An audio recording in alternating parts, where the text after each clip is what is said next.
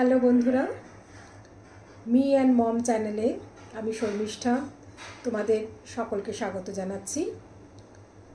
আজকে special needs চিলড্রেনদের লেখা শেখানোর আগে কিভাবে তাদেরকে তৈরি করতে হবে, অর্থাৎ লিখতে গেলে আমাদের আঙুলেরই গ্রিপিংয়ের একটা ব্যাপার থাকে, অর্থাৎ তাদের মধ্যে একটা নির্দিষ্ট প্রেশার পয়েন্ট কাজ করে এবং সেটা দিয়ে আমরা ধরি এবং লিখি। আর প্রত্যেকের ধরার ডিফারেন্সগুলো বিভিন্ন, অর্থাৎ কেউ 3টে আঙুল ইউজ করে করে, কেউ 2টো আঙুল ইউজ করে করে, কেউ এরকমভাবে র্যাপ করে করে, এক একজনের এক এক রকম, এবং যার জন্য এই হাতের লেখারও একটা ডিফারেন্স হয়। আর স্পেশাল নিডস যারা, তাদের ক্ষেত্রে যেহেতু এই প্রেশার পয়েন্টসগুলোরও প্রবলেম থাকে, অনেকের অটিজম যাদের থাকে বা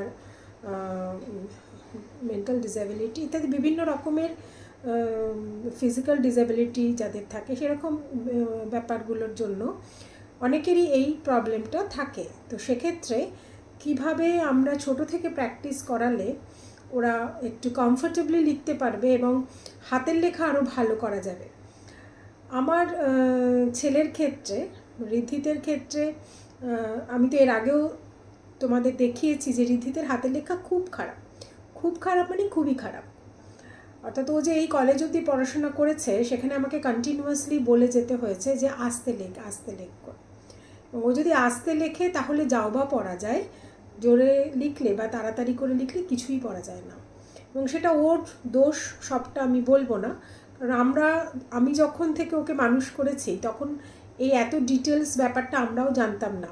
ওকে বড় করতে করতে বিভিন্ন ডাক্তারের সান্নিধ্যে এসে বিভিন্ন রকম ট্রেনিং নেওয়ার পরে এই ওরিয়েন্টেড বিভিন্ন ট্রেনিং যা আমি নিয়েছি, সেগুলো করার পরে আস্তে আস্তে জেনেছি, ততদিনে ঋদ্ধি আরও অনেকটাই বড় হয়ে গেছে।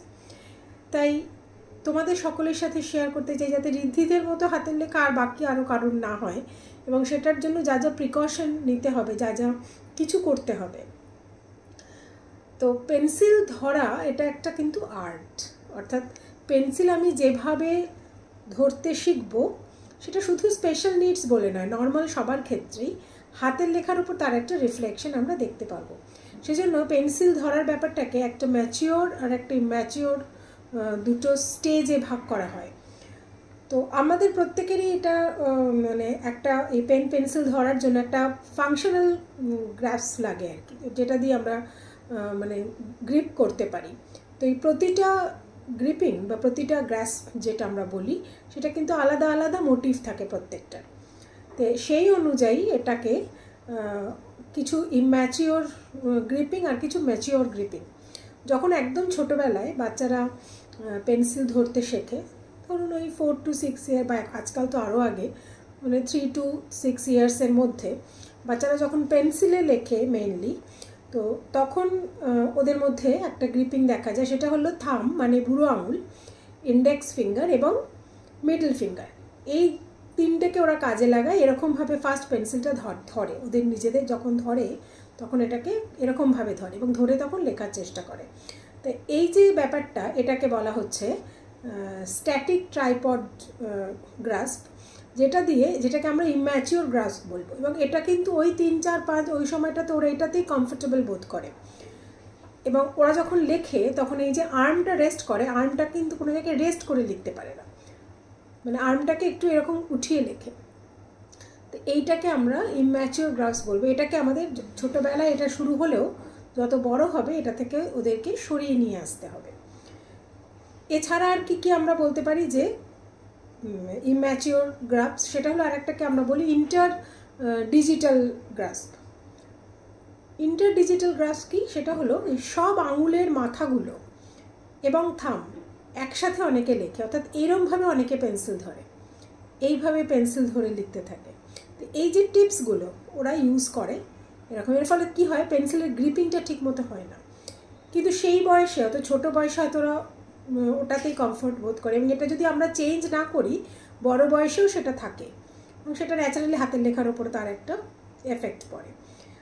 এবং লাস্টলি হলো এটা একটা ল্যাটারাল থাম র্যাপড যেটা বলে, যেটা আমার ছেলের আছে, অর্থাৎ এই যে দুটো এইখানটার মাঝখানটাতে, এইখানটাতে পেন্সিল নিয়ে এটাকে এরমভাবে ধরে এইভাবে লেখা।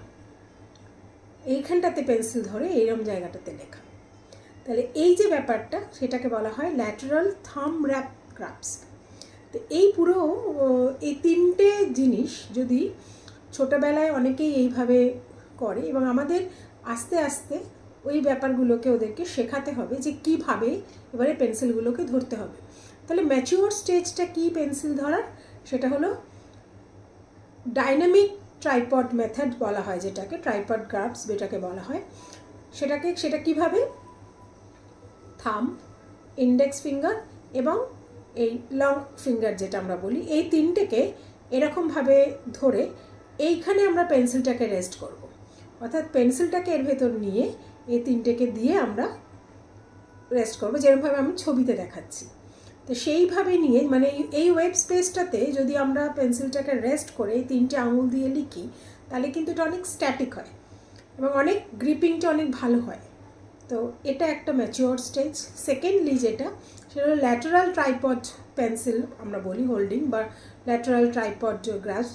সেটাতে কি হয়, সেটা হলো পেন্সিলটাকে ল্যাটারাল ধরে, অর্থাৎ এখানটাতেই রাখবো পেন্সিলটাকে নিয়ে, এখানটাতে ধরে দুটো সাইডকে ধরে যখন লিখবো, এই আঙুলটাকে কাজ না করিয়ে যদি আমরা এই দুটোকে এরকমভাবে ধরে ল্যাটারালি লিখি, তাহলে পেন্সিলটাকে আমরা গ্রিপ করতে পারবো অনেক ভালো করে।